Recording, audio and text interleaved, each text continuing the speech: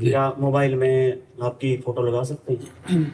हाँ, वो तो सभी को अपने प्रियजनों की फोटो लगाते, कोई अपनी लगाता है, कोई अपने प्रियजनों की लगाता है। कई बार हाथ जूठे होते हैं जैसे, हाँ, और कई बार फोन उठाना पड़ जाता है, कोशिश करते हैं ना उठाएं फोन, लेकिन कई बार वैसे कोशिश इसलिए करो क्योंकि वो फोन जब आप लेंगे फिर इसके बाद क्या क्या कार्य करेंगे तो सब जूठा हो जाएगा। जूठे हाथ से या सोच के हाथ से मोबाइल नहीं छूना चाहिए, क्योंकि वो पवित्र जगह में भी हम जाएंगे, मंदिर में भी जाएंगे तो मोबाइल हमारी जेब में होगा, और कोई बात हुई तो उस समय भी छू सकते हैं। तो मोबाइल ऐसा चीज है कि हर समय साथ रहता है, तो उसको पवित्र रखना चाहिए।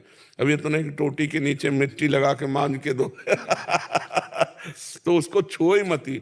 शौच जैसे लेटरिन में है, लोग मोबाइल नहीं, शौच के समय मत छो यार, इतनी देर चैन से, कम से कम शौच तो हो लो यार चैन से, हर समय मोबाइल। भोजन पाया, नाम जपते हुए पाओ, और हाथ धोया, आचमन किया, फिर मोबाइल उठा लिया। अगर कहीं उस समय भोजन के समय कोई इमरजेंसी फोन है तो बायां हाथ पवित्र रखा जाता है, इसीलिए बाएं हाथ से भोजन थोड़ी किया जाता है, दाएं हाथ से किया, एक ही हाथ से हो जाता। वो तो जो अज्ञानी लोग नहीं जानते दोनों हाथ से ऐसे, नहीं तो एक हाथ से अभ्यास डालना चाहिए। एक हाथ पवित्र है, मोबाइल बाएं हाथ से उठा के बातचीत कर लो, रख लो। क्यों दोनों हाथ से पाते हो? महाराज जी, संसार में तो सभी जैसे उसमें तो दोनों रोटी भी दोनों से तोड़ेंगे। नहीं नहीं, वो एक अंगूठे में कम दम है क्या? अंगूठे ऐसे तोड़ के पाए जाते। महाराज जो चम्मच से ही सब्जी जाएगी निवाला के अंतर। तो एक रोटी पा कौराओ, फिर चम्मच से सब्जी ले ले ऐसे अच्छा, दोनों हाथ? हमारा बचपन से आदत है दोनों हाथों से। नहीं, सुधारनी चाहिए, बाएं हाथ का प्रयोग ना करें जहां तक हो सके। देखो संतों की पंगत में एक हाथ से ही आपको पाते मिलेंगे। जो पवित्र धर्माचरण तो एक हाथ से ही पाए। हम लोगों को बचपन में सिखाया गया था बायां हाथ थाल में नहीं लगा सकते, ऐसे ही पाना, ऐसे ही पाना है। पानी है तो छोटे गिलास में डाल के दाएं हाथ से पानी पियेंगे, पर बाएं हाथ से उस गिलास में डाल, मतलब ये हाथ पवित्र रखा जाता है, बायां हाथ पवित्र रखा जाता है। हाँ, प्राय वैसे कोशिश करो सब लोग दाएं हाथ से भोजन पाने का अभ्यास करो। बायां हाथ सहयोग में रहे, कि जैसे कटोरे में चार लोगों के बीच की सब्जी का रखा है तो उससे सब्जी इसमें डाल लें अपनी थाल में, लेकिन पाए दाहिने हाथ से ही, बाएं हाथ से ना पाए, बहुत अच्छा रहेगा। बायां हाथ पवित्र रखें। शरीर को स्वस्थ रखने के लिए भी अलग अलग भोजन पाना चाहिए, और धर्म की पुष्टता के लिए भी अलग अलग भोजन पाना चाहिए, और दाहिने हाथ से अधिकतर पाना चाहिए। और भोजन के पहले हाथ धो लेना चाहिए, सैनिटाइजर करके हाथ धो लेना चाहिए, तब भोजन पाना चाहिए। क्योंकि हम क्या क्या कार्य करके आए, कहाँ कहाँ से हमारे हाथों में वो जीवाणु हैं, तो उनको जैसे सैनिटाइजर कर लिया और फिर हाथ धोया। अरे इतनी फुर्सत किसको है स्वस्थ रहने के लिए इतना तो करना चाहिए, भोजन के पहले तो करना चाहिए। हाथ को जो है चाहे साबुन से या सैनिटाइजर से धो के अच्छे से, फिर प्रसाद पाना चाहिए। आशीष जी गोरखपुर से। राधा वल्लभ श्री महाराज जी आपके चरणों में कोटि कोटि प्रणाम। महाराज जी, शुद्ध प्रेम का स्वरूप क्या है और ये श्री जी से पूर्ण रूप से कैसे हो? जैसे प्रेम आप पूज्य भाई जी पूज्य राधा बाबा करते हैं, वैसा प्रेम रस की प्राप्ति कैसे? वैसे पहली बात है कि शुद्ध प्रेम की चर्चा ही नहीं हो सकती। अनिर्वचनीयम प्रेम स्वरूपम, सूक्ष्मतरम अनुभव स्वरूपम, प्रतिक्षण वर्धमानम। प्रेम प्रतिक्षण वर्धमान है। अभी जो देखा, फिर अभी देखा, फिर अभी देखा, वो बढ़ता जा रहा है। तो इस प्रकार उसकी चर्चा नहीं हो सकती। अनिर्वचनीयम प्रेम स्वरूपम, वाणी की सामर्थ्य नहीं कि प्रेम की चर्चा कर सके।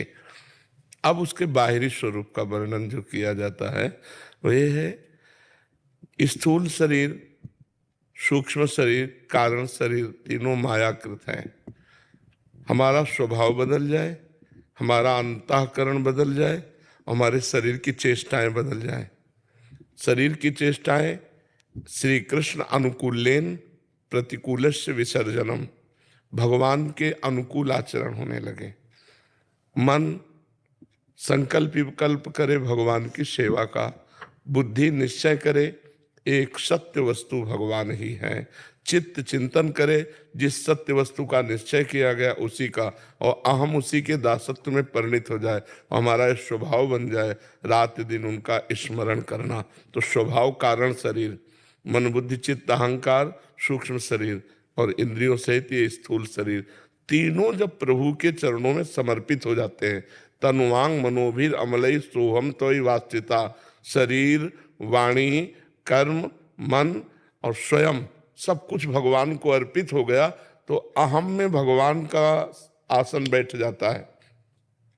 जो अभी अहम है वो मैं चिल्लाता है, मैंने ये किया, मैंने वो किया, उस समय अहम भगवत स्वरूप हो जाता है और नेत्रों में प्यारे की मूर्ति बस जाती है जिससे हम प्यार करते हैं।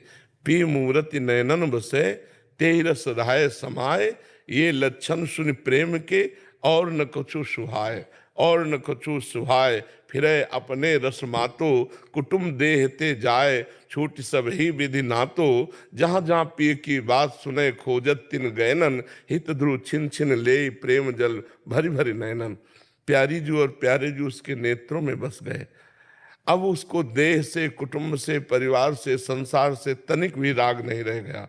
वो अपने प्रीतम के विषय में सोच सोच करके रोता रहता है।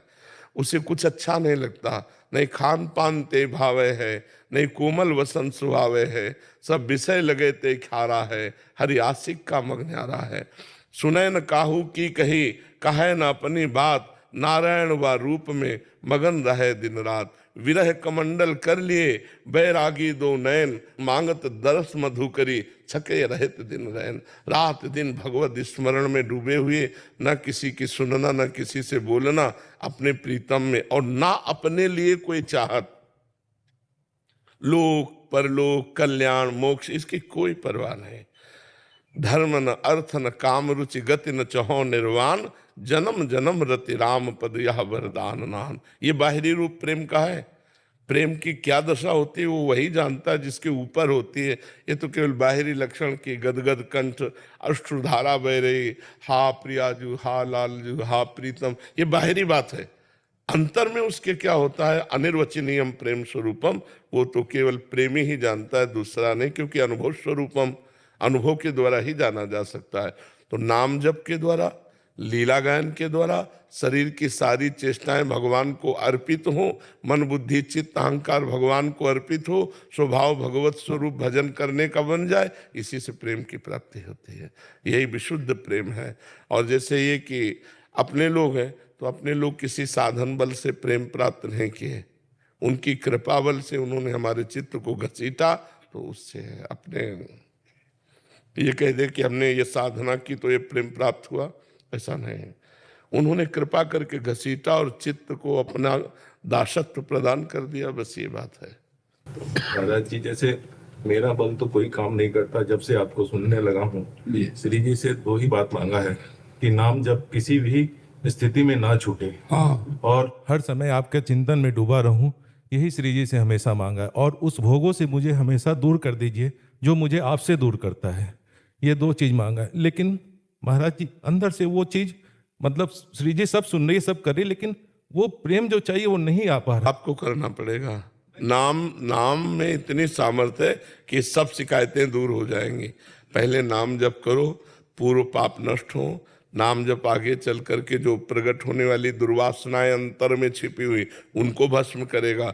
जब हृदय निर्मल होगा तो भगवत प्रेम अपने आप आ जाएगा। धैर्य पूर्वक इस मार्ग में चलाया जाता है। उक्ताए हुए पुरुष को कोई भी सिद्धि प्राप्त नहीं होती है। सातु दीर्घ काल निरंतर सत्कार सेवितो दृढ़ भूमि, जो दीर्घ काल तक निरंतर आदर के सहित अपने साधन को करता रहता है वो सिद्ध पुरुष हो जाता है। तो अभी तो कुछ चंद दिन हुए हैं, अनंत जन्मों के हमारे मलिन मन में थोड़ा संस्कार बनने लगा, कहीं न कहीं भोगों में अरुचि और प्रिया प्रीतम में रुचि आ रही है, तो ये बहुत बड़ी बात है। हम धीरे धीरे चलते रहें, उबे ना, उकताए ना, निराश ना हो, धैर्य पूर्वक एक एक कदम बढ़ाते चले जाए। हम अभी शरीर छूटे तो अभी भगवत प्राप्त है, क्योंकि हम प्रभु की शरण में, प्रभु का नाम जप कर रहे हैं, प्रभु के लिए आचरण कर रहे हैं, तो उसकी चिंता मत करो। लेकिन प्रेम ये तो उनकी कृपा से होगा।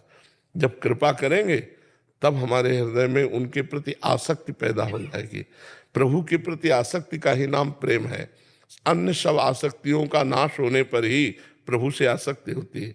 सबकी ममता ताक बटोरी, मम पद मन बांध बर डोरी। और प्रभु से आसक्ति हो गई फिर क्या दुर्लभ रह गया, फिर तो सब कुछ प्राप्त हो जाएगा। सिमरन जी, राधे राधे महाराज। महाराज जी आपके चरणों में कोटि कोटि प्रणाम। महाराज जी, मैंने जाप करना जब से शुरू किया है तब से मुझे मानसिक सुख का अनुभव होता है, परंतु मुझे ये बात सताती है कि मेरे जो बुरे आचरण जो कर्म मैंने किए हैं पिछले सालों में, मैं वो मुझे बार बार दस्तक देते हैं कि तुमने इतने अवगुण किए अच्छा हैं, है, इतने दोष अच्छा है। ये जो कृतम स्मर जो आपने किया उसका स्मरण करके ताप का अनुभव करते हैं, इसी का नाम प्रायश्चित है। वो आपके पाप नष्ट हो रहे हैं, आप चिंता न कीजिए। आगे हमारी पुनरावृत्ति न होने पावे, जो हमारे द्वारा पूर्व में गलत कार्य हुए, अबलो नशानी अब ना नशई हो, आज तक किया अब आगे नहीं करूँगा। और नाम जप कर रहे हैं, भगवत लीला कथा गान सुन रहे, संतों का संग करें, सब ठीक हो जाएगा, चिंता करने की बात नहीं है। महाराज जी, लेकिन कभी कभी लगता है कि सब बुरे आचरण वापस आ जाएंगे और मैं फिर से नाम जब छोड़ दूंगी, ऐसा बार बार। अगर ऐसा सोचेगी तो हो भी जाएगा ऐसा। ऐसा डर लगता है। नहीं, डर लगना बात अलग है, लेकिन ऐसा सोचेंगी तो ऐसा हो जाएगा, पक्का हो जाएगा। आपके अंदर बुरे आचरण आ जाएंगे, क्योंकि वो गए नहीं हैं, वो अंदर दबे हुए हैं, और आप भजन छोड़ देंगी, पक्का छोड़ देंगी। क्योंकि हमें एक सिद्ध योगी मिले थे, लालजी स्वामी, जिस समय हम अवस्था में नवीन में थे, तो उन्होंने कहा जैसा तुम सोचोगे वैसा बन जाओगे, जैसा बनना वैसा सोचो। आप सोचने लगोगे ना कि अब मैं डिप्रेशन में जा रही हूँ, अब मैं धीरे धीरे धीरे कमजोर हो रही हूँ, आप कमजोर होने लगेंगे। आप सोचेंगे ना अब मैं निर्विकार हो रही हूँ, मेरे ऊपर भगवान की बड़ी कृपा है, और भगवान की कृपा के बल से जो मेरे दुर्गुण दुराचार थे वो कभी जीवन में नहीं आएंगे, और भगवान की कृपा बल से मेरा नाम निरंतर चलेगा। आप सोच गलत बना लेंगे तो आपका सोच का गलत का परिणाम आ जाएगा, बिल्कुल मान लीजिएगा। इस सोच को हटा दीजिए और सही सोच डालिए मन में। सही सोच, जैसा सोचोगी वैसा बन जाओगी, जैसा बनना वैसा सोचिए। ये महापुरुषों के वचन थे, हमने तुरंत डायरी में लिखा था, आज तक वो डायरी हमारे पास रखी जिसमें संतों के वचन लिखे थे। जी। संजीव शर्मा जी पंजाब से। श्री हरिवंश। महाराज जी राधा वल्लभ श्री हरिवंश। महाराज जी, क्या अपने के प्रति मोह और आसक्ति भक्ति मार्ग में बाधा है? हाँ जी, शरीर से लेकर शरीर संबंधियों तक। किसका प्रश्न है? बिल्कुल बाधा है, बिल्कुल। क्योंकि एक मन है, और वो अगर बहुत जगह प्यार किए हुए है तो प्रभु से प्यार नहीं कर पाएगा। इससे आगे कैसे निकला जाए? सब में प्रभु को देख लो।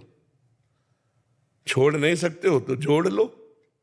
पुत्र को प्यार कर रहे हो और प्यार करो, उसे भगवान मान के प्यार करो, उसमें भगवान बैठा है। पत्नी को प्यार कर रहे हो और प्यार करो। त्याग नहीं सकते हो तो राग करो, इतना राग करो कि मेरे भगवान इस पत्नी के हृदय में बैठे, माता पिता में भगवान बैठे, प्रत्येक व्यक्ति में भगवान बैठे। भगवान को देखकर किया गया जो व्यवहार है वो भक्ति है। भगवान से विमुख किया गया व्यवहार वही अभक्त है। तो जो भगवान से विमुख होकर हम मान रहे हैं कि मेरा पुत्र है, मेरी पत्नी, मेरे पिता है, मेरे माता है, तो फिर भगवान ही कह रहे जननी जनक बंधु सुतदारा तन धन धाम सुहृद परिवारा सबकी ममता ताग बटोरी। सबकी ममता ताग बटोरी मम पद मनहि बांध बर डोरी। सबकी आसक्ति मोह हटा लो और मेरे चरणों में समर्पित कर दो। अब बड़ा कठिन है मोह राग हटाना, त्याग तो बहुत कठिन विषय है ना, तो हम उसे जोड़ देते हैं। जोड़ने में कोई परेशानी नहीं, हम और प्यार करते हैं उसमें भगवान का भाव करके। तो जब हम चराचर जगत में भगवान का भाव कर सकते हैं तो अपने परिवार में क्यों नहीं? क्योंकि भगवान सर्वत्र है। मत्तः परतरम नान्यत किंचिदस्ति धनंजय, मेरे सिवा और किंचिन मात्र कुछ नहीं। तो हमें अपने भाव बदलने हैं। भक्ति भाव प्रधान होती है, तो हमें भाव बदलना है कि मेरे पुत्र में भगवान, मेरी पत्नी में भगवान। व्यवहार वैसे ही करना जैसे पुत्र से करना, जैसे पत्नी से, पर भाव रखना है भगवान का। क्योंकि मोह त्याग करना बहुत कठिन है। हम मोह को प्रेम में बदल सकते हैं, उन्हीं में भगवान देख करके हम और प्यार करें और दुलार करें तो भगवान की वो भक्ति बन जाएगी। महाराज जी, इस शरीर की आसक्ति कैसे टूटे? नाम जप करो और अपने बुजुर्गों की सेवा करो। सेवा से आसक्ति का नाश हो जाता है। पशु पक्षी की सेवा, बूढ़े सास ससुर की सेवा, पति की सेवा, पुत्र परिवार की सेवा। सेवा से शरीर पवित्र होता है। शरीर से बहुत अपराध हुए ना, तो मलिन स्वभाव का परिचय है कि वो देहासक्त होगा, और निर्मल स्वभाव का परिचय है कि देह राग का त्याग किए होगा। तो देह राग का त्याग करने के लिए या तो शुद्ध ज्ञान हो या विशुद्ध भक्ति हो। ज्ञान में भी इसके राग का नाश हो जाता है। जिसे हम अपना मैं समझ रहे हैं वो है ही नहीं, जो स्थूल शरीर जिसे मैं समझ रहे हैं वो है ही नहीं, ज्ञान से पता चल जाता है। तो जैसे सांप को अपने केचुल से कोई प्यार नहीं होता, ऐसे ज्ञानी पुरुष को अपने शरीर से कोई राग नहीं होता। तो हम ज्ञान तो प्राप्त करना बड़ा कठिन है, तो हम भक्ति से शुरू करते हैं। भगवान की सेवा में, माता पिता की सेवा में, समाज की सेवा में, पशु पक्षियों की सेवा में अगर हम शरीर को लगाते हैं तो हमारा शरीर पवित्र होगा। और शरीर में हमारी आसक्ति है तो हमारी आसक्ति पवित्र होने लगेगी। पवित्र आसक्ति आत्मा में होती है, भगवान में होती है। अपवित्र आसक्ति शरीर में होती है, भोगों में होती है, शरीर संबंधियों में होती है। नाम जप और सेवा, इन दो के द्वारा हम आसक्ति का परिवर्तन कर सकते हैं। वैभव जी। श्री हरिवंश। महाराज जी, जब वृंदावन आया था तो श्री जी के भरोसे आया था, जिससे मन में बहुत उत्साह रहता था। धाम आने के बाद अब आश्रय से वो उत्साह बंद सा हो गया। किसके आश्रय हो? श्री जी के आश्रय अकेले आए थे। नहीं, अभी किसके आश्रय से हो? उन्हीं के आश्रय से हूँ। तो फिर कैसे कह रहे हो? मतलब वो आनंद अब नहीं मिल रहा है। हाँ, इसलिए नहीं मिलता कि इत्र की दुकान में जाओ तो तुरंत आपको बहुत खुशबू लगेगी, और 2 घंटा बैठ जाओ फिर नहीं लगेगी। फिर कोई नई इत्र की शीशी खोले ज्यादा पावर वाली तो आपको लगेगी, अन्यथा नहीं लगेगी। क्यों? क्योंकि अब घ्राणेन्द्रिय ने समानता प्राप्त कर ली। ऐसे ही थोड़े आनंद में आप प्रसन्न हो गए थे जब आप आए थे, अब आपके मन को बड़ा आनंद चाहिए। अब साधना कीजिए, आराधना कीजिए तो और आनंद आ गया। यहाँ तो प्रतिपल नवीन आनंद है, वृंदावन आनंदमय है। हमें तो कभी ऐसा अनुभव नहीं हुआ। साधन विहीन जीवन ऐसा अनुभव करेगा। अगर साधना कर रहे हो तो नवीन आनंद का अनुभव होगा। समझ रहे हो ना? अब और आनंद चाहिए। आनंद कम नहीं हुआ, अब मांग और बन गई।